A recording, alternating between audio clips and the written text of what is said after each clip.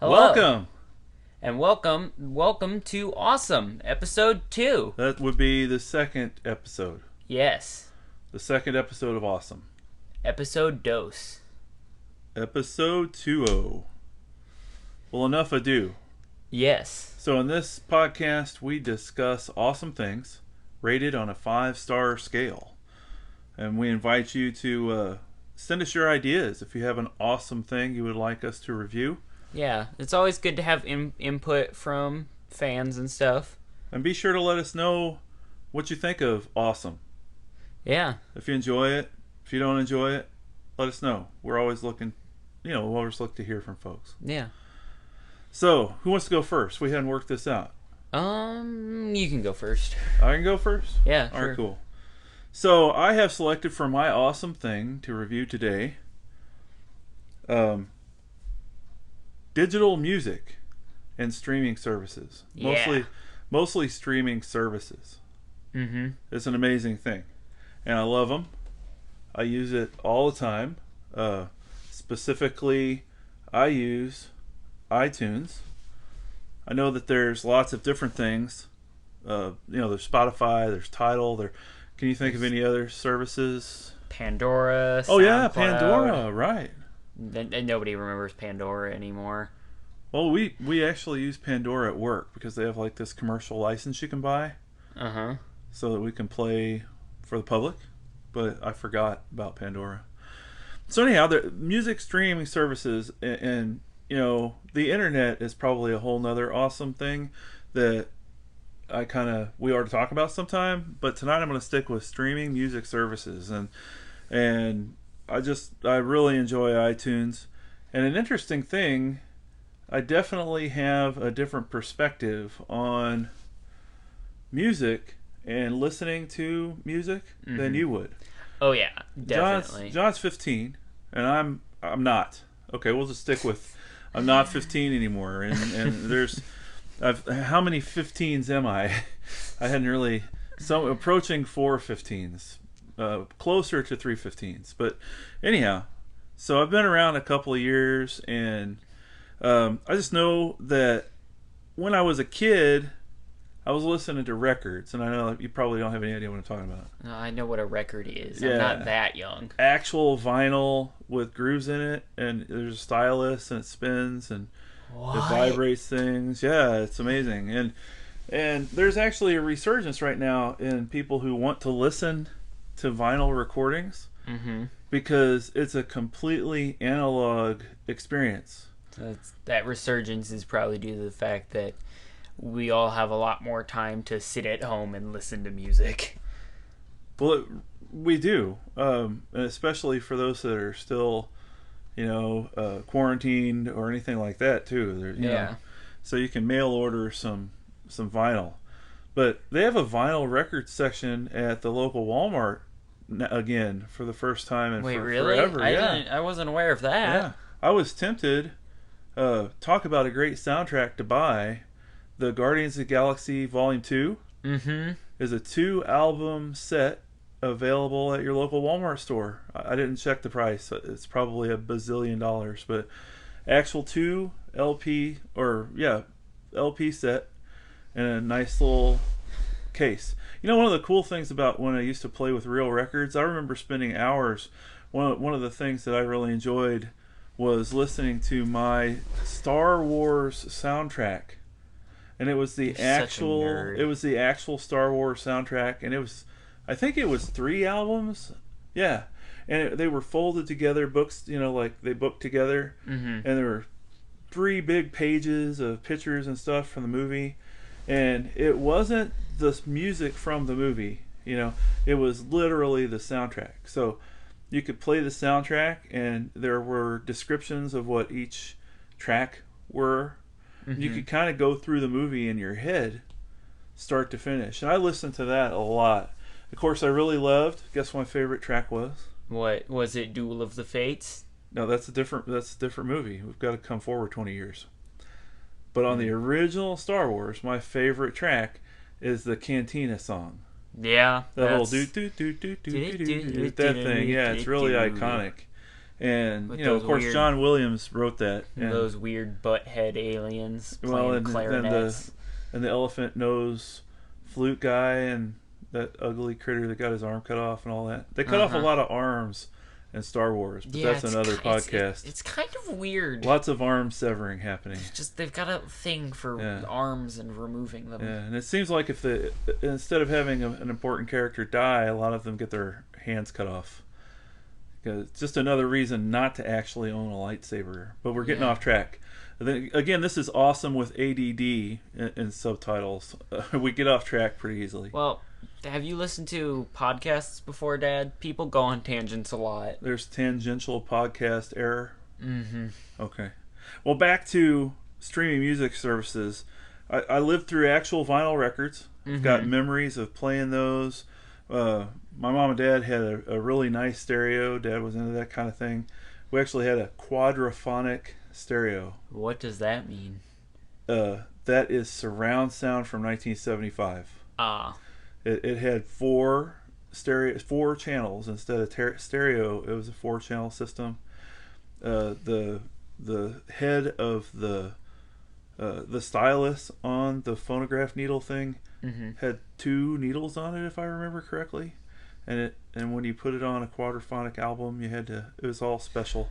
So anyhow, I was really little. So if you're listening to this and you have technical understanding of quadraphonic stereo recordings from the 70s, forgive me, because I was like 7. So, I wasn't probably supposed to touch the stereo, actually.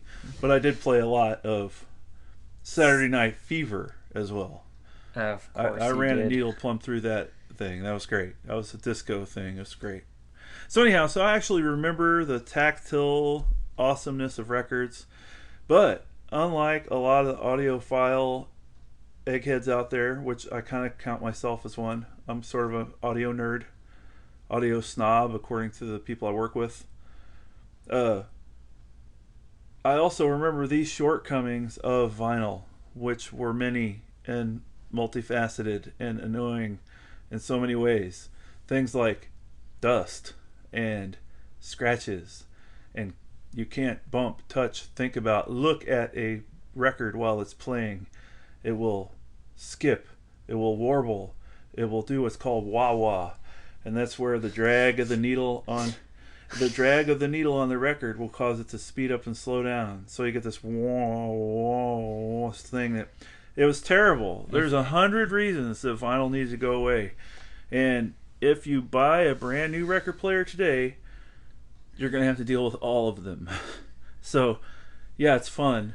It's nostalgic. Yeah, if you look at it the wrong way, it comes to life and eats you, right? It's 7 disasters waiting to befall your musical experience. Sounds great. Yeah, but it is entirely analog, especially old records, because they went from a microphone with an analog signal that got recorded onto a piece of tape, and it was an analog signal that was recorded on the tape, and then they take that and they would create the master recording for a disc, and all those things happened with no digital interface. So the signal that got recorded on the piece of vinyl had a frequency range that ran from 0 to 20 or 30, 40,000 hertz, where today digital recordings, the reason they've done this, by the way, is because you really can't hear anything at 0 hertz. It's got to be like 40, 50 hertz before the average person starts to feel it. Really intense low frequency stuff like explosions you can feel, but you don't really hear low frequencies. And how much high frequency you hear depends on how healthy your ears are, and in many respects just how old you are. So it's another tangent. Audio tangent. I'm getting my nerd on. Oh boy. I better stop. So anyhow, I remember 8-tracks and cassettes and CDs, right? Yeah. All of those things happened during my lifetime. There's been we really live in the golden age of audio, and it is amazing that you can just hop on your computer, your iPad, your phone, go to Spotify or Apple Music or whatever, and listen to virtually anything you want to listen to right now. And to be completely honest, the entire static free, hiss free, skip free experience of just press and play on your device and nearly perfect audio hits the ear holes. It's just boom, perfect. I'm sorry, ear holes? Yeah, it's the greasy thing on the side of your head. Yeah, I know what an Yeah, ear where is. the noise goes.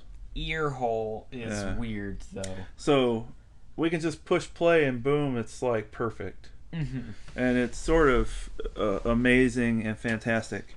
The other thing it is, I was doing a little research in preparation for tonight's podcast, and I looked up a couple of things. You want to know what they are? What? They are numbers about Apple Music and their biggest competitor, Spotify. Check this out. Apple Music has 50 million active paid subscribers last time Apple told us. That was 2018. So 2 years ago. Right. And, Apple doesn't always share all the details. They'll just say, hey, we made a bunch of money this quarter. Have a great day. They don't break it down into, our Apple Music subscription service made za. But there's 28 million of those are in the United States.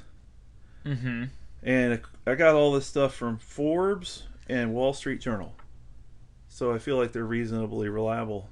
Yeah, probably. But take a guess at how much money Apple made on Apple Music in 2019. 3 million? Well, getting into the B's is definitely the right direction. But they claimed $8 billion in revenue. That's a lot of money. $8 billion in revenue.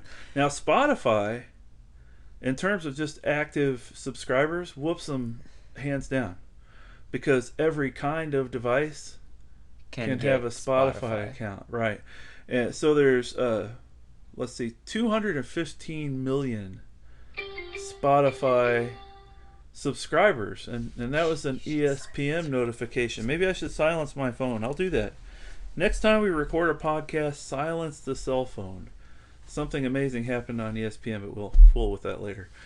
But anyhow, 215 million subscribers and only a paltry 26 million paid American subscribers. So Spotify is just right on the right behind Apple.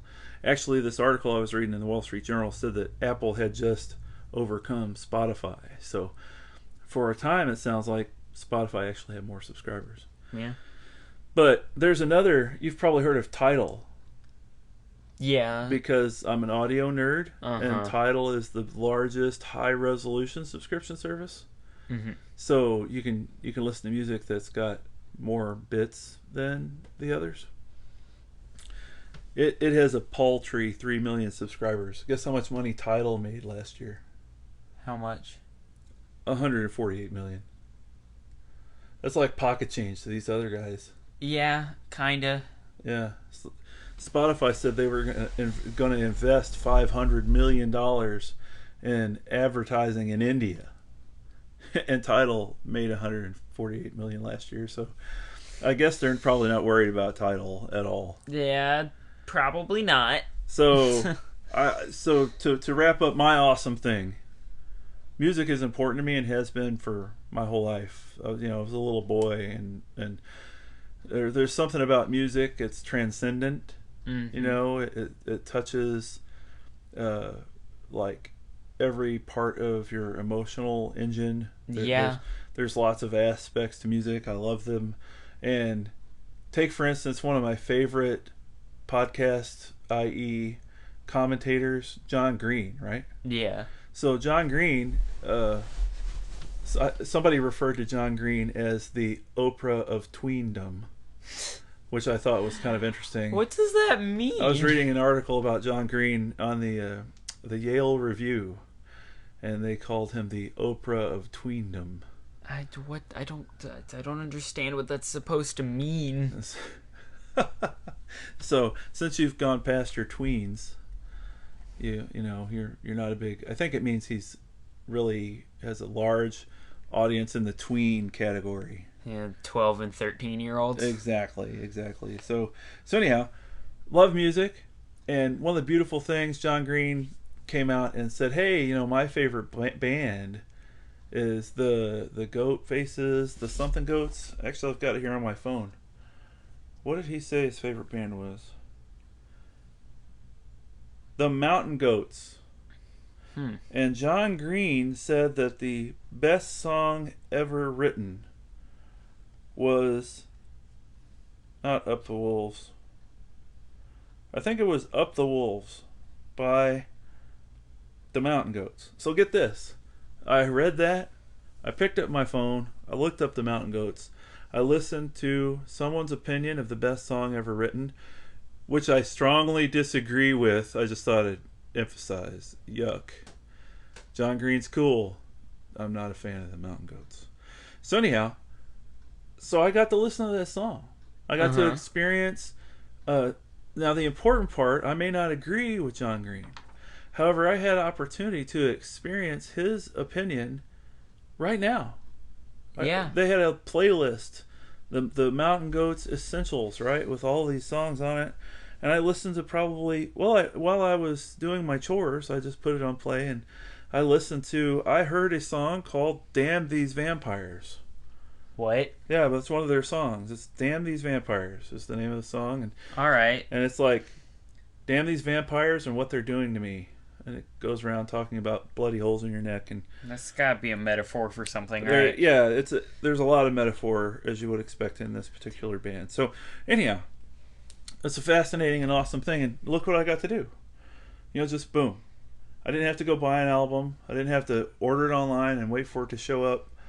And I got to hear the recordings. I'm assuming if the Mountain Goats were sending recordings to Apple Music, that was the best recording that they have, right? Well, yeah, I hope so. You would hope. So I got to hear what really represents their best foot forward musically, and experience that and make my own decision about what I think.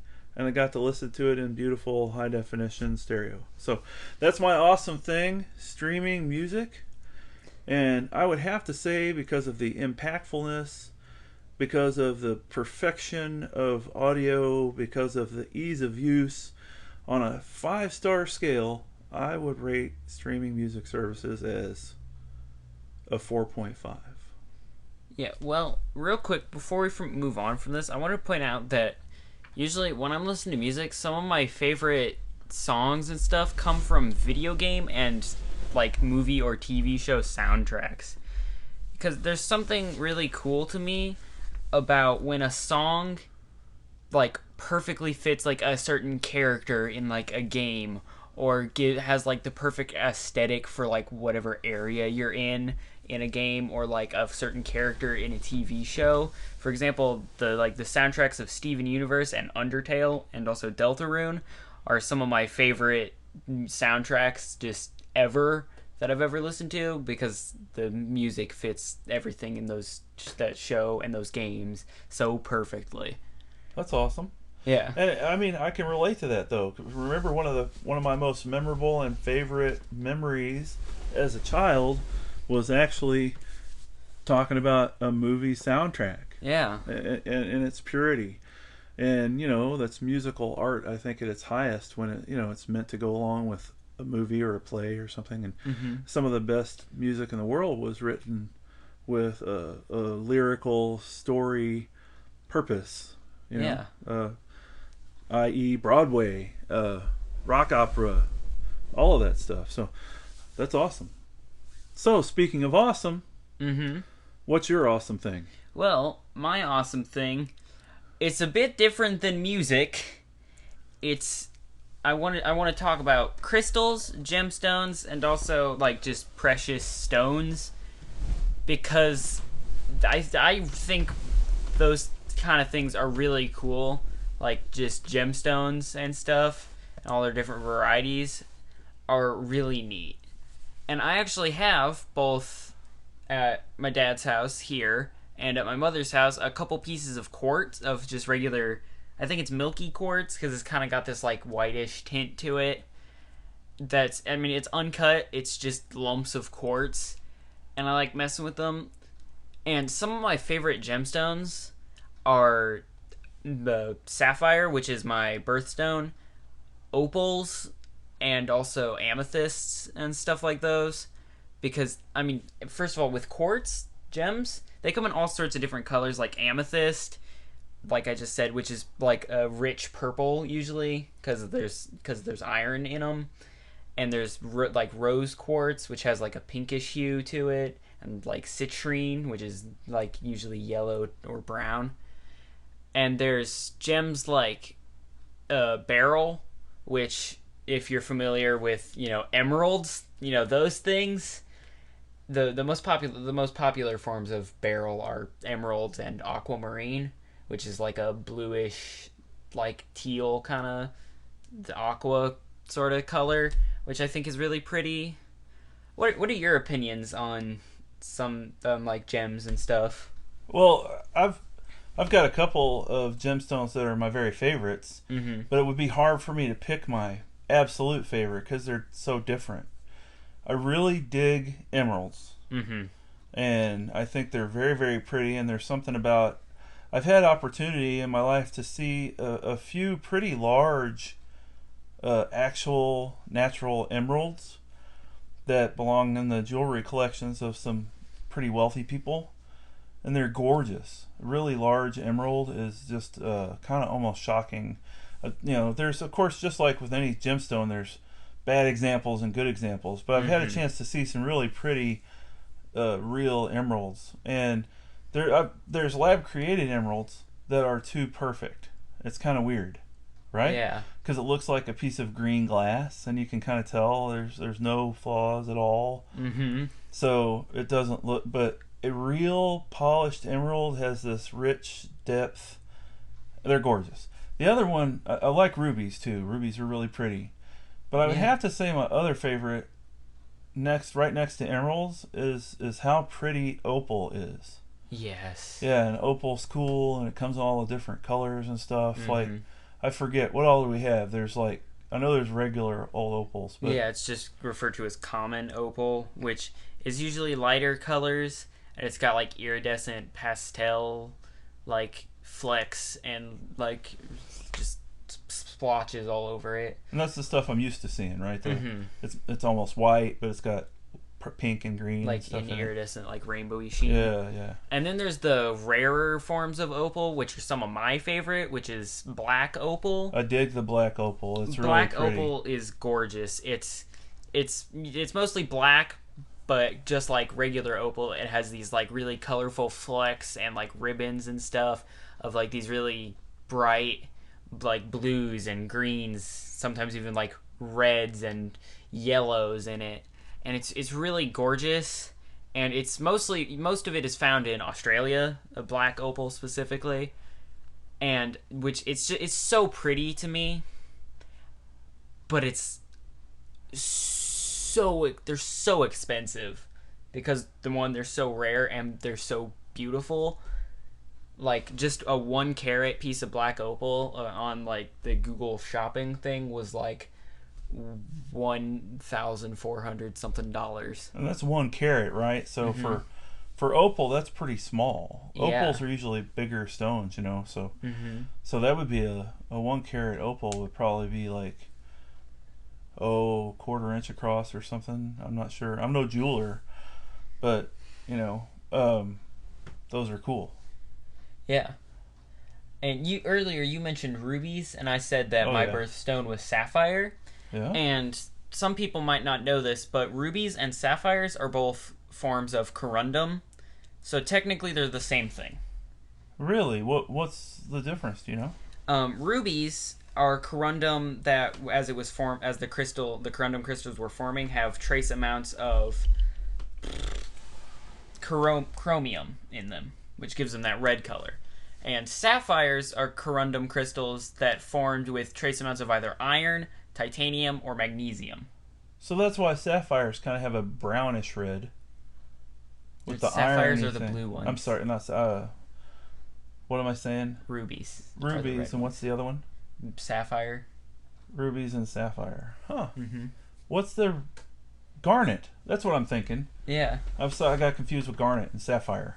Yeah. Sapphires are blue. Hmm. Garnet is this kind of red stuff. Do you know what Yeah. garnet's made out of? I'm not entirely sure. I mean, I can look. I guess I can look it up real quick. Let me just. So shall Garnet. we play a search song like da da da da da da da da da da da. Da da da da da da da da da da da da da da da. Garnet is made of. It just says silicate minerals on Google Translate. So a garnet is a silica crystal with red stuff in it. Mm-hmm. Cool. So that was my confusion, and I don't know if Google aside, HDD Google Yeah. or ADD Google. Anyhow, so that's your awesome thing. What's your favorite out of all of them? If you had to pick one, could you pick one? If I had to pick one of my favorite gems, I don't know. That's hard. I'm torn between just sapphires and probably black opal. I really can't pick between the two, but if I had to pick which one I honestly thought was the prettiest, I'd probably have to go with black opal. Cool. Like as your very favorite. Mm-hmm. So I'm not really into man jewelry very much, Mm-hmm. but if I got my hands on a really awesome emerald, I'd have to figure out something Yeah. to do with it because that would be really cool. I don't have any. So if you're out there listening and you'd like to send me a gigantic emerald just because you think that would be awesome as well, I'll take one. Oh, yes. Yeah, and if it's Gladly. big enough, I might just use it to pay off my house and, and give you a big hug. But Mhm. anyhow, yeah. So I mentioned that I also wanted to talk about precious stones because there are certain like stones and stones, basically just rocks that I think are really cool and worth talking about along with like things like rubies and sapphires. For example, obsidian, which is just a type of volcanic glass, is really cool to me. Plain regular obsidian is kind of boring really. It's just shiny black rock. But there's different types of obsidian that I think are really pretty, like snowflake obsidian, which is just regular black obsidian, but it has these little tiny crystal, like white crystals in it that kind of resemble like frost growing on its surface, or like snowflakes, I think I've seen that stuff somewhere. which is where it gets its name. Like trucker belt buckle or something. I think I've seen that snowflake obsidian stuff. Yeah. Yeah, that's pretty cool. There's also fire obsidian, which kind of has this like colorful like red, orange, and yellow like sheen to it. And there's rainbow obsidian, which just has like various colored stripes through it, like a rainbow. Uh-huh. And so those are pretty cool. I like obsidian. It's fairly common, all things considered. There are a lot of volcanoes on the planet, And there's also another type of precious stone that I like is lapis lazuli, which is just a deep blue metamorphic rock that's usually used like in ancient like jewelry, as sometimes they just carve statues out of it, like little figurines and stuff. Wow. Or it's also sometimes used in jewelry, and when it's polished and like cleaned up, it looks pretty nice. It's just like this like blue, it's just a blue piece of bright blue rock. It's really pretty. It's usually connected to the ocean in like various like cultures and like mythologies and stuff. Well, didn't you say it's blue? Yeah, because of its coloration. There's another precious stone. Mhm. It's not a gem that you'll see lots of things made out of. Jade. Jade that's the green one, right? That's green, right? It's that green stuff, and it comes in lots of different shades. And I've seen everything from little elephants to dolphins to really fine jade made into beautiful jewelry. Yeah. So this stuff here, Mhm. I'm not going to even try to pronounce that. What? It's just lapis lazuli. Lapis stuff, purpley blue stuff, pretty cool. Yeah. But I've never seen an elephant carved out of it. Well, That's how you know you've made it. Like you win we AGT, have or people orbs. carve elephants out of you. The lapis orbs. Orbs. Also, this statue of a dude. John's showing me a statue of a dude carved out of a blue rock. Yep. It's pretty cool. So, you got anything else about your awesome thing? Well, you may be wondering, hey John, you said you were talking about gems, but why haven't you mentioned the crown jewel of gems? You know, diamonds, those things. Diamonds are a girl's best friend. Those things? Yeah. Okay. Well, diamonds are pretty cool. They're kind of pretty. But I've never understood why everybody always wants the plain, clear white ones. Because those, in my opinion, are the most boring kind of diamond. It's just a clear... they're just clear crystals. Other than we've decided they're expensive, Mm-hmm. we like all agreed that diamonds were going to be valuable. Uh-huh. Kind of like money. We said, hey, valuable diamonds, right? But isn't the definition of boring? It's like, this is as clear as the glass your window's made out of, and carved into pointy edges. Ooh. They are pretty though. I mean, they reflect light in a kind of pretty way.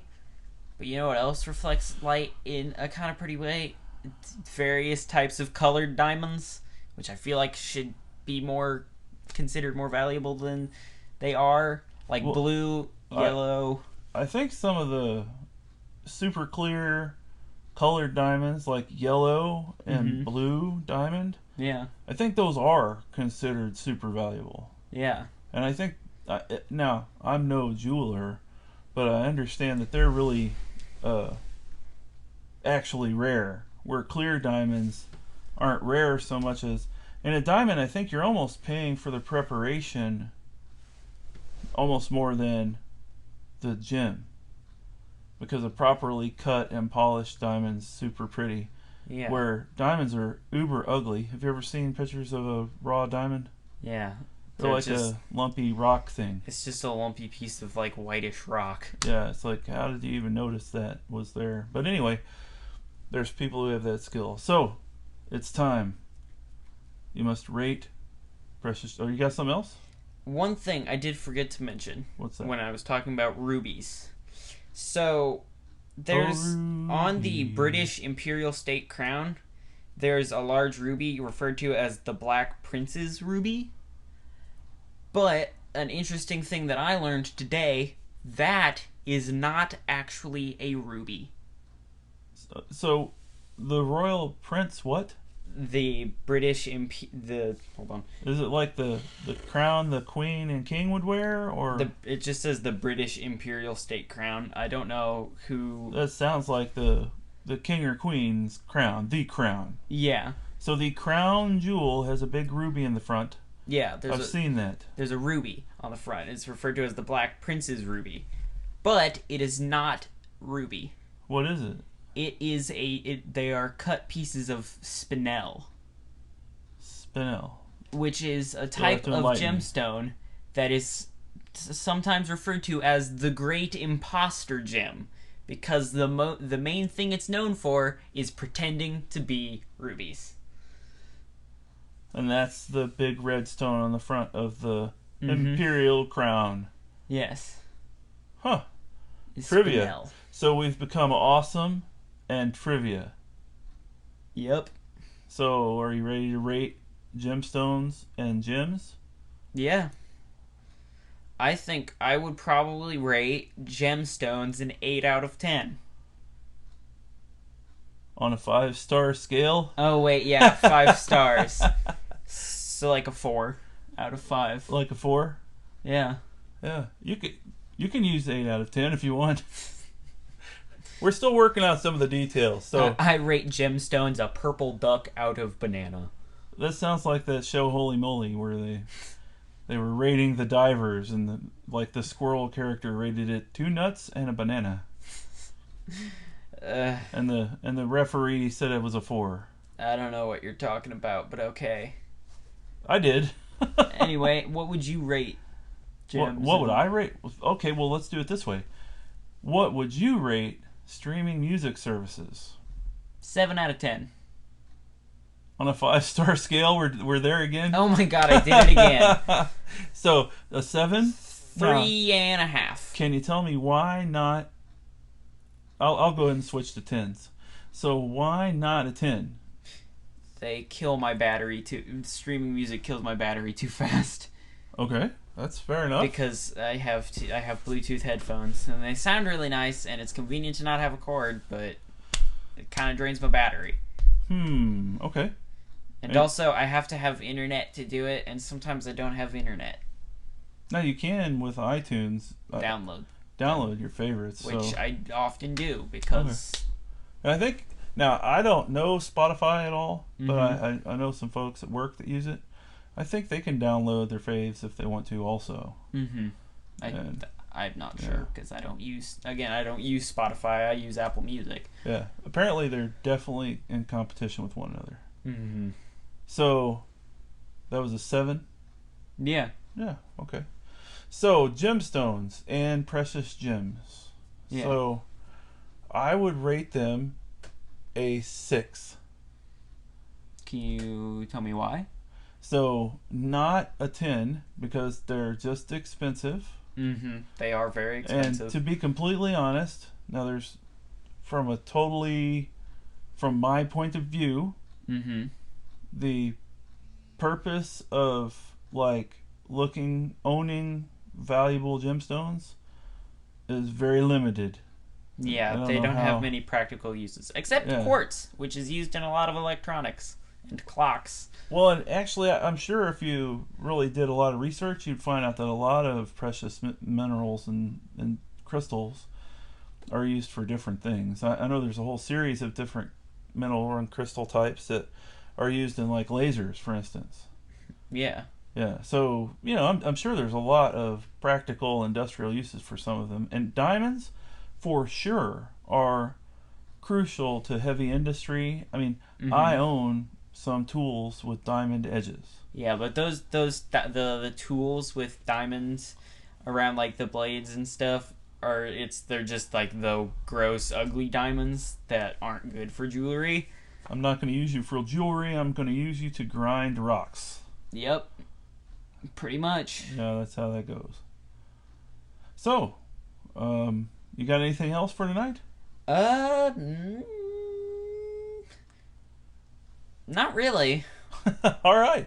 So that wraps up today's episode of Awesome, episode 2. We'll join you again next week with 2 more awesome things. We're looking forward to hearing from you with ideas of awesome things you'd like to share or ideas about the podcast in general. You can get in touch with us through Facebook or we're also going to start posting this on YouTube. So through either of those venues, you can send us a message. Also, at some point, planning on trying to get this on some sort of actual podcast streaming site or something. Sounds good. Like a place where podcasts go. Right. So we'll have to learn about that. But another adventure, awesome things tonight.